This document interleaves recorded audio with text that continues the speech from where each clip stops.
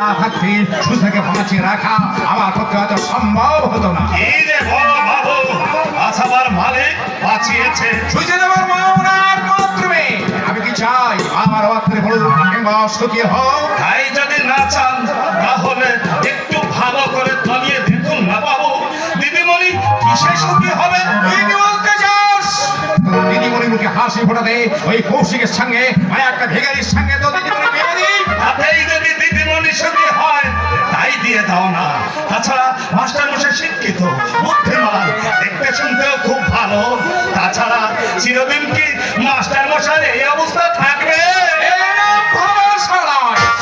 এ হলো মোহ।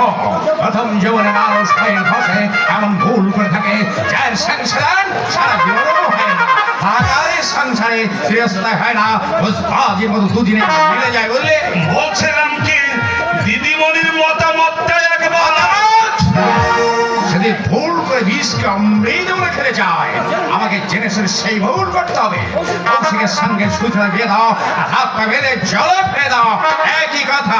আপনার মেয়ে আপনি হাত পা বেঁধে জলে ফেলে দাও আর ডাঙায় তুলে রাখো, তাতে আমার কি? আমি তো চাকর, চাকরের আবার মতামতের মূল্য কি? কিন্তু বাবু দিদিমণির অমঙ্গল আমি চাই না। হয়তো এই গরিবের কথা আপনার একদিন মিষ্টি লাগবে। সোমনাথ পশ্চিমনে ভুল খুব কমই করেছে, এক্ষেত্রে করছে না।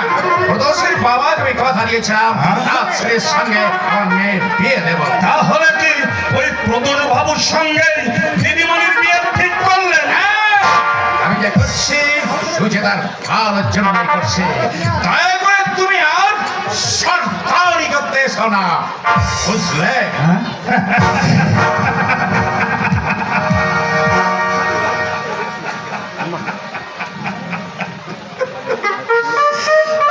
সত্যি তো ঢাল নেই, তলোয়ার নেই, আমার সত্তারি করতে যাওয়াই ব্যর্থা।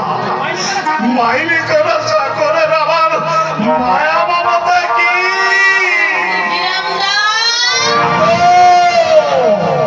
কাঁদো, এখন তুমি গা ছড়িয়ে কাঁদো।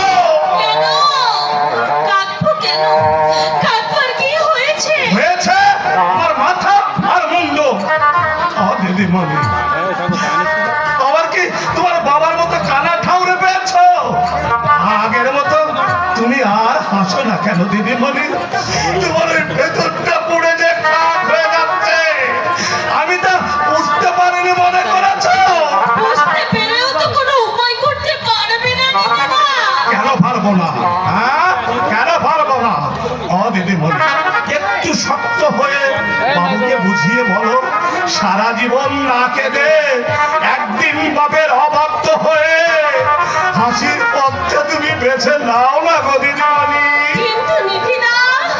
ওই মাস্টার মশাইয়ের কথাটা একবার ভাবো তো দিদিমণি, সে তো তোমার কোনো ক্ষতি করেনি। এত বড় দুঃখটা তাকে তুমি দিওনি দিদিমণি, তাকে তুমি দিওনি।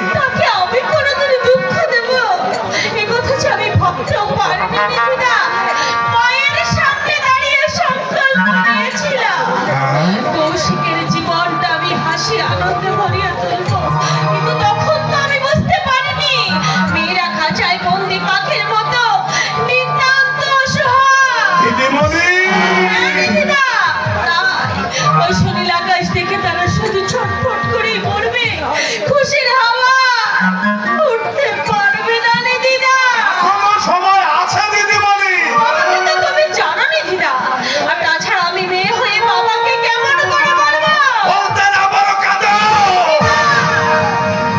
তুমি কাঁদো, মাস্টার মশাই কাঁদো, আর আমি প্রসন্ন তাই দেখে আহা করে হাসি। কি জানো দিদিমণি, গোবিন্দ আমার একমাত্র ছেলে ছিল। ভাই মধুসূদন মাস্টারের স্কুলে পড়তো। মধু মাস্টার না ওকে খুব ভালোবাসতো। হঠাৎ একদিন এই জন্মটা আছে আমার বুকে আতরের গাবে আমার গোবিন্দকে কেড়ে নিয়ে গেল। কিছুদিন পর গোবিন্দ শোকে গোবিন্দের মাও মারা গেল। তাকে পেয়ে আমি আমার গোবিন্দের কথা ভুলে গিয়েছিলাম দিদি।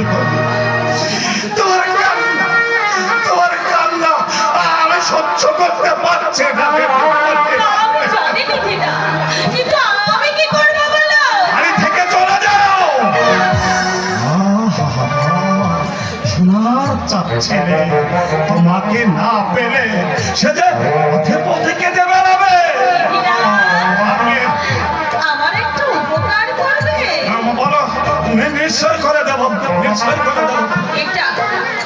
এটা তোমার মন্ত্রী মশাইকে পৌঁছে দিতে হবে।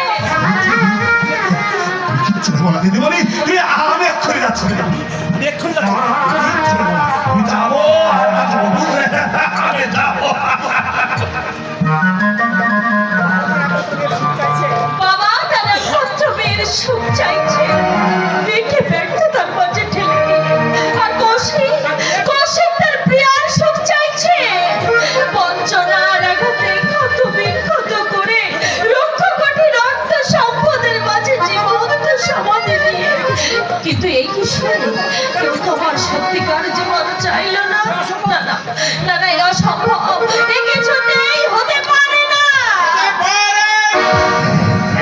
হবে বাবা এর সঙ্গে তোমার বিশ্বাস জড়িত, তার সঙ্গে কেমন ব্যবহার করতে হয় এই শিক্ষাও তুমি পাওনি।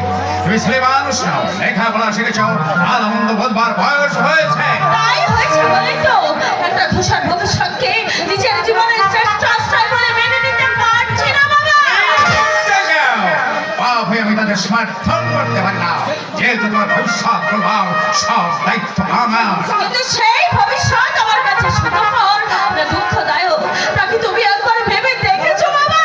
এই ঘরে প্রচ্ছন্ন, এই উজ্জ্বল আর অন্ধকার দেখছো, কন্যা স্নেহে তুমি যতই কাতর হীনা কেন, অন্যায় জিনির কাছে আমি কিছুতেই মাথা নত কাটবো না।